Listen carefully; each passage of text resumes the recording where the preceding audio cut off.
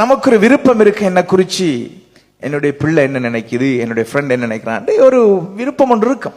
We have a desire in our hearts thinking, what does my child think about me, or what does my husband or wife think about me? ஆனா இன்றைக்கு நாங்க யோசிப்போம், ஆண்டவர் என்ன குறிச்சு என்ன யோசிக்கிறார். Now we're going to think, what does God think about me? ஆண்டவருக்கு ஒரு இருதயம் இருக்கு தானே. See, God has a heart. அவருக்கு ஒரு மனசு இருக்கு. And he has a mind. நாம சிலைகளை கும்பிடல.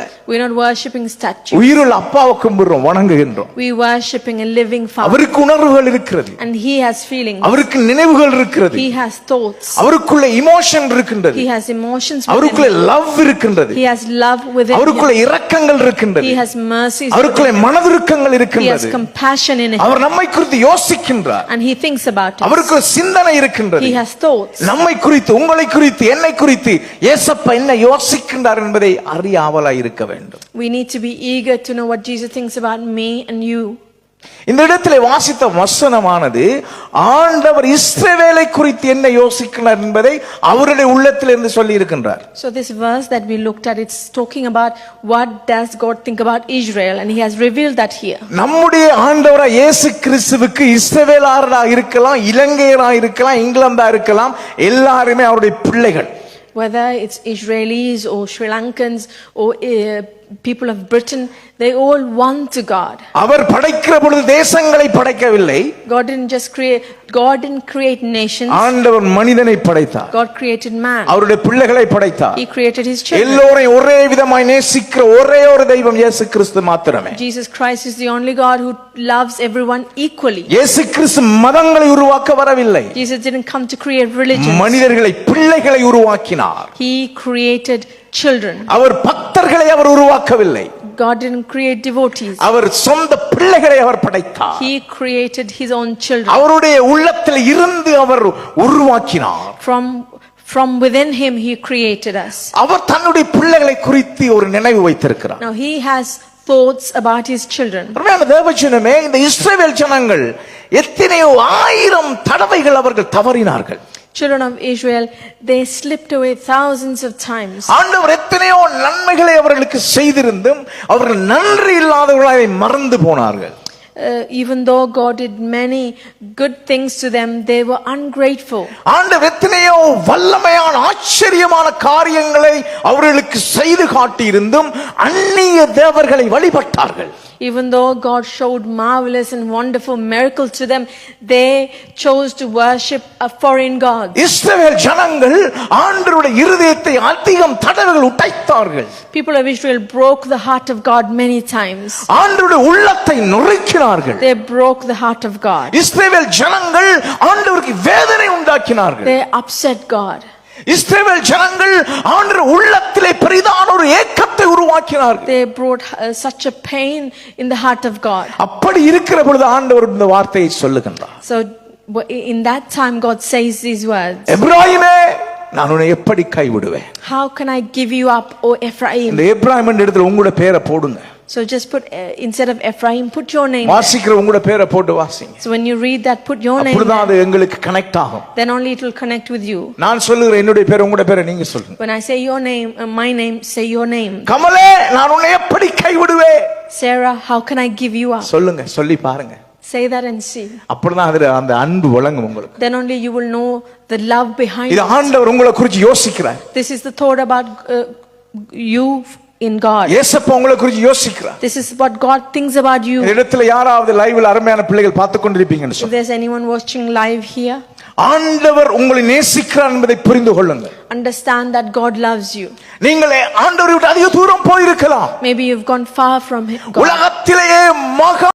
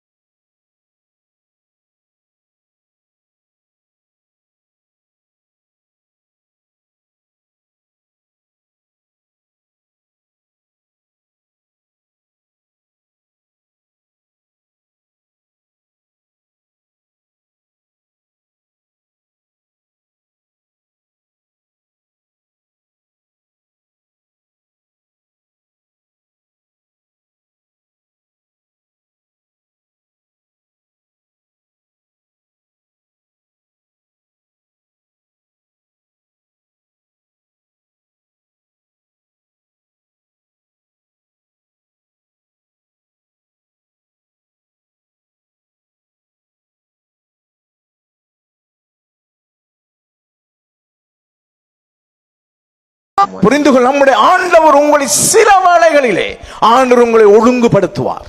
At times God will discipline you, ஆண்டவர் ஒருவரின் தண்டிக்கின்ற ஆண்டவர் அல்ல. and God never punishes anyone. மனித குலத்தை தண்டிப்பது அவருடைய நோக்கம் அல்ல. It's not his thoughts to punish the our humankind. எல்லா தண்டனைகளையும் தன்மேலே ஏற்றுக்கொண்டார் சிலுவையிலே. On the cross he took on all the punishment on இன்னைக்கு him. நீங்க யோசிச்சு கொண்டிருக்கலாம், என்னோட வாழ்க்கையில் எவ்வளவு பிரச்சனை வருகிறது, இவ்வளவு போராட்டம் வருகிறது, ஆண்டவரை தண்டிக்கிறாரோ என்று நீங்கள் யோசிக்கலாம். Maybe you're thinking, I face so many troubles and struggles in my life, maybe God is punishing me. ஏன் என்னுடைய வாழ்க்கையில் என்னுடைய பிள்ளையை நான் இழக்க வேண்டும்? Why should I lose my child in my life? என்னுடைய குடும்பத்திலே ஏன் இந்த பிரிவினைகள் வர வேண்டும்? Why is there divisions in my family? ஏன் என்னுடைய இந்த இளவயது மகன் என்னை விட்டு பிரிந்து போக வேண்டும்? Why is my son separated from me at this age? என்னுடைய இந்த இளம் வயதிலே ஏன் எனக்கு இந்த வியாதி வர வேண்டும்? At a young age, why do I have to have this disease? என்னுடைய வாழ்க்கையில முன்னேற முடியாதபடி நான் தடுமாறுகிறேனே, ஏன் எனக்கு இந்த பிரச்சனை என்ற கேள்விகளோடு இருக்கலாம். Maybe you have questions thinking, why am I not able to improve in my life? அருமையான தேவஜனமே, ஆண்டவரை தவறாய் புரிந்து கொண்டு இயேசப்பா என்னை தண்டிக்கிறார் என்று நீங்கள் யோசித்துக் கொண்டிருக்கலாம். Maybe you have misunderstood God and thinking he punished you. இன்றைக்கு ஒரு நல்ல செய்தியை சொல்ல விரும்புகிறேன். உங்களை தண்டிக்கின்ற ஆண்டவர் அல்ல, ஆண்டவராய் இயேசு கிறிஸ்து. I want to share a good news with you. About Jesus, he does not punish you. அவரால் தண்டிக்க முடியாது. He is not able to punish. அவருடைய இருதயம் அன்பினாலே பொங்குகின்றது. His heart is full of overflowing with love. நீங்க இந்த உலகத்தில் உலக மகா பாவியாக கூட இருக்கலாம், உங்களை மன்னிக்கிறதுக்கு அவரிடத்திலே தயவு அதிகமாக இருக்கிறது. Maybe you're the worst sinner in this world, but he has so much grace to forgive you. பாவம் எந்த இடத்திலே பெருகினதோ அந்த இடத்திலே கிருபை பெருகினது. Where sin abounds, grace also abounds. அவருடைய இரக்கங்களுக்கு முடிவு இல்லை. There is no end to his mercy. அவருடைய அன்புக்கு அளவில்லை தேவச்சனமே. There is no measure to his ஆண்டவர் love. உங்களுக்கு இன்றைக்கு இன்னும் ஒரு சந்தர்ப்பத்தை தர விரும்புகின்றார். God wants to give you another chance. ஆண்டவர் அழித்து உங்களை இல்லாமல் போக ஆண்டவர் விரும்பவில்லை. God doesn't want to get rid of you and finish you off. உங்களை தண்டித்து உங்களை வேதனைப்படுத்த அவர் விரும்பவில்லை. He doesn't want to hurt you and punish you. அவர் காயப்படுத்தினாலும் காயம் கட்டுகிற தெய்வம். Even if he hurts you, he will bind your wounds. வேதம் சொல்லுகிறது, அவர் உங்களை இமைப்பொழுது உங்களை கைவிட்டாலும் நீடித்த இரக்கங்களால் உங்களை அவர் காப்பாற்றுகின்றார். Even if he forsakes you at a blink of an eye, but everlastingly he saves you. ஆண்டவர் உங்களை தண்டிக்க முடியாது. God is not able to punish you. இன்னும் ஒரு சந்தர்ப்பம் கொடுக்கிற தெய்வம் ஆண்டவர் இயேசு கிறிஸ்து. About Jesus, he gives you another chance. உங்களுக்கு இன்னும் ஒரு சந்தர்ப்பம் இருக்கின்றது. Dear children of God, you have another chance. ஒரு நீதிமான் 7 தரம் விழுந்தாலும் எழுந்திருப்பான். Even if a righteous man falls 7 times, he gets இயேசு up. கிறிஸ்துவை நம்புகிற பிள்ளைகள் வெட்கப்பட்டு போவதில்லை. Those who trust in Jesus, they are never put to shame. நீங்கள் பாவத்துக்கு மனம் வருந்தி அவரிடத்தில் ஓடி வருகிற பொழுது உங்களுக்கு நித்திய ஜீவனை தருகிற தெய்வம். When you repent for your sins and come running to him, he will give you everlasting life. உங்களுடைய வாழ்க்கைக்கு இன்னொரு சந்தர்ப்பம் இருக்கின்றது. For your life, there is a second chance. உங்கள் உடைந்து போன குடும்பத்தை கட்ட இன்னும் ஒரு சந்தர்ப்பம் இருக்கின்றது. To build up your broken family, there is another chance. நீங்கள் குழம்பி போயிருக்கிற குணாதிசயங்களை உங்களுடைய கேரக்டரை சரி செய்ய இன்னும் ஒரு சந்தர்ப்பம் Your இருக்கின்றது. confused character, there is another chance to fix it. நீங்கள் குறைவாய் உங்களுடைய வாழ்க்கை பொருளாதாரத்தில் இருக்கின்றதா, அதை சீர்படுத்த இயேசு கிறிஸ்துவால முடியும். If you are lacking in your financials, Jesus is able to fix that. இன்னும் ஒரு சந்தர்ப்பத்தை கொடுக்கின்ற ஆண்டவர் நம்முடைய ஆண்டவர். Our God, he's a person who gives another chance. மனிதன் தான் ஒரு தடவை ஒரு விஷயம் தவறினால் இனிமேல் சரிவரான் ஒதுக்குறது மனிதனுடைய இருதயம். It's a man's heart. When you've slipped once, they don't give you a second chance. They N finish it. ஆண்டவராகிய இயேசு கிறிஸ்து மறுபடியும் மறுபடியும் மறுபடியும் ஒரு சந்தர்ப்பத்தை கொடுக்கின்றவராய் இருக்கின்றார்.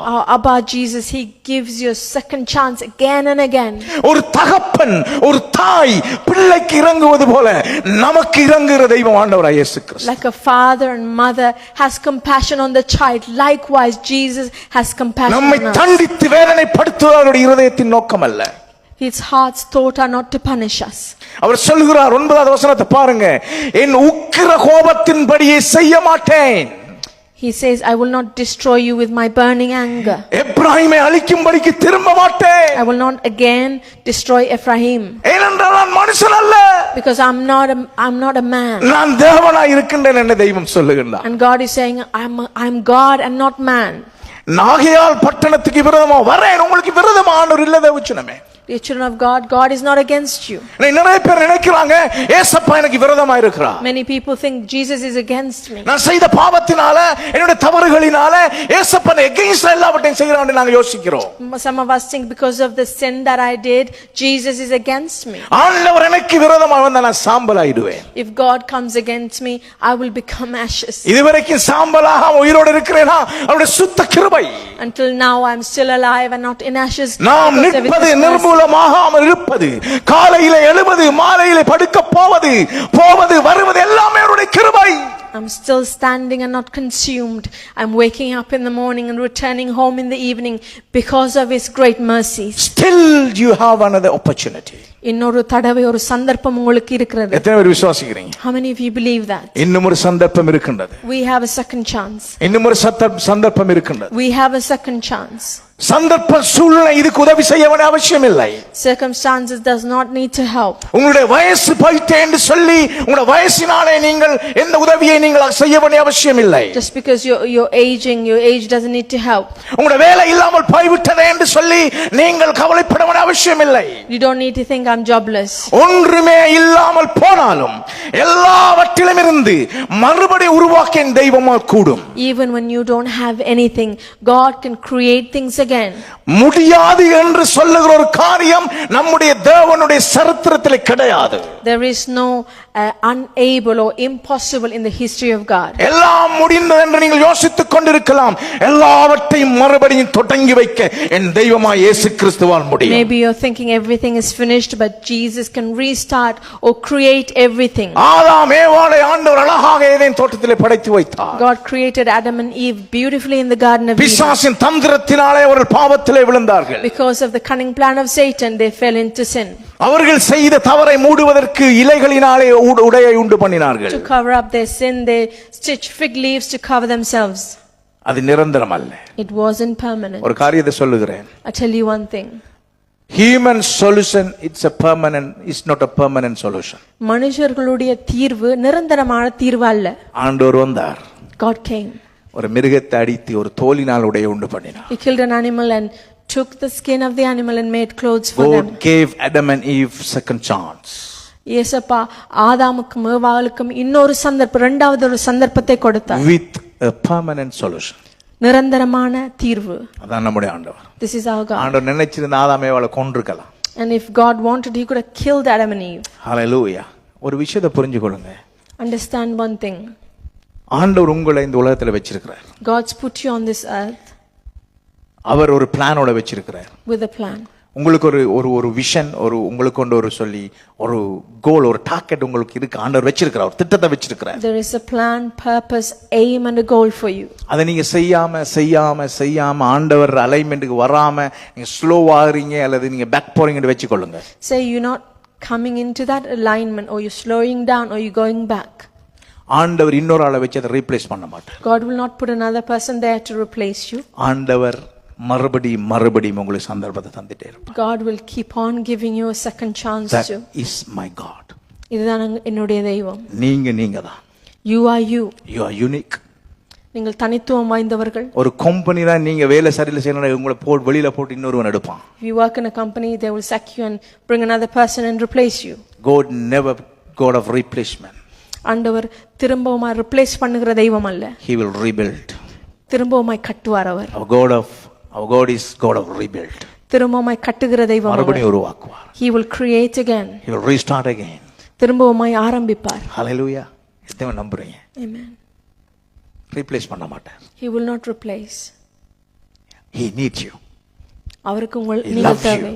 உங்களை நேசிக்கிறார். மேன தேவஜனமே, இன்னொரு சந்தர்ப்பத்தை தர ஆண்டவர் ஆயத்தமா இருக்கிறார். God is ready to give you another chance. பேதுருவை பாருங்க.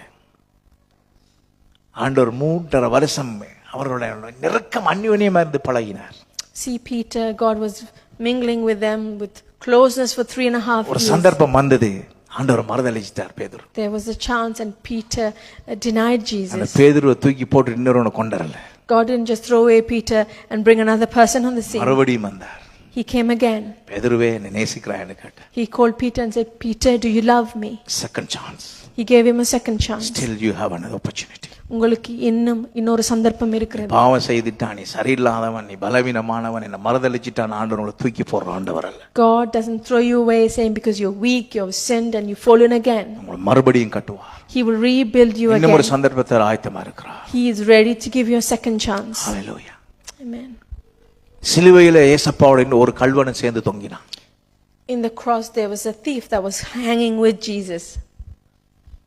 ஆண்டவர் இன்னொரு சந்தர்ப்பத்தை கொடுத்தார். God gave him another chance. Even in your last minute of your life, உங்கள் வாழ்க்கையின் கடைசி நிமிஷத்தில் கூட our God is ready to give you another opportunity. இன்னொரு சந்தர்ப்பத்தை தர எங்களுடைய தெய்வம் ஆயத்தமாய் இருக்கிறார். God never give up on you.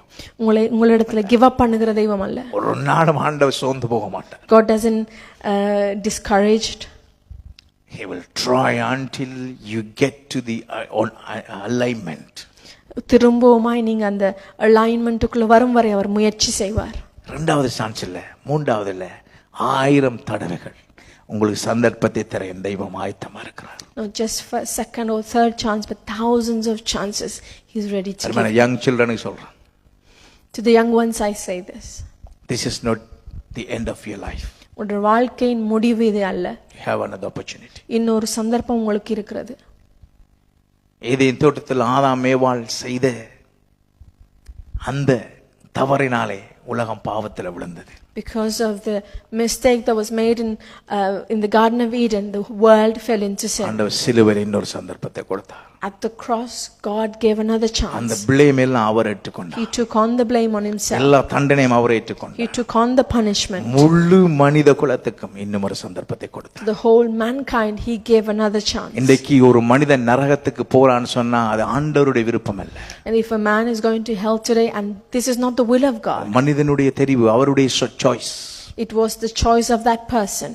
ஆண்டவர் இன்னொரு சந்தர்ப்பத்தை கொடுக்கிறார். God is offering another chance. சிலுவையில் இன்னொரு சந்தர்ப்பத்தை கொடுத்தார். In the cross He gives another chance. இயேசுவை ஏற்றுக்கொள்ளுங்க. Accept Jesus. இயேசு கிறிஸ்து இல்லாமல் ஒரு மனிதன் பரலோகம் போக முடியாது. Without Jesus a person cannot go to heaven. இந்த உலகத்திலே முடிந்து விடுவது மனிதனுடைய வாழ்க்கை அல்ல. Man's life does not end on earth. மரணம் ஒரு மனிதனுடைய முடிவு அல்ல, அது ஆரம்பம். Death is not a end for a man, it's a beginning.